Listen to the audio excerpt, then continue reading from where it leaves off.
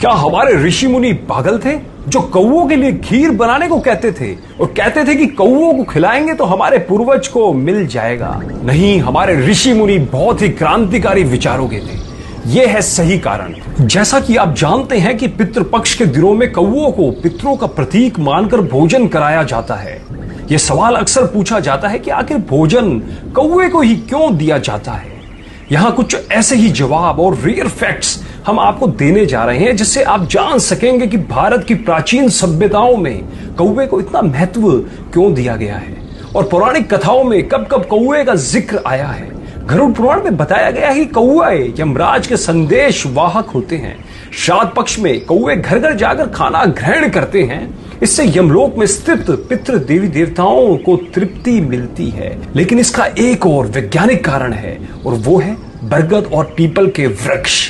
ये दोनों वृक्षों के टेटे कौवे खाते हैं और उनके पेट में ही बीज की प्रोसेसिंग होती है। बिल्कुल सही कह रहा हूं, कौवे के पेट में इन बीजों की प्रोसेसिंग होती है और तब जाकर बीज उगने लायक होते हैं। उसके पश्चात कौवे जहां जहां बींट करते हैं, ध्यान दीजिएगा, कौवे जहां जहां बींट करते हैं वहां वहां पर यह दोनों वृक्ष उगते हैं। दोस्तों, आपको एक बात और बता दूं, पीपल केवल जगत का एकमात्र ऐसा वृक्ष है जो राउंड द क्लॉक ऑक्सीजन यानी O2 छोड़ता है और बरगद के औषधि गुण अपरंपार है। देखो, अगर अब ये दोनों वृक्ष को अगर हमें उगाना है तो बिना कौवे की मदद से संभव नहीं है, इसलिए कौओं को बचाना पड़ेगा। अब आपको एक बात और बताता हूं कि मादा कौआ भादो महीने में अंडा देती है और नवजात बच्चा पैदा होता है। तो इस नई पीढ़ी के उपयोगी पक्षी को पौष्टिक और भरपूर आहार मिलना जरूरी है। इसलिए हमारे प्राचीन ऋषि मुनियों ने कौओं के नवजात बच्चों के लिए हर छत पर श्राद्ध के रूप में पौष्टिक आहार की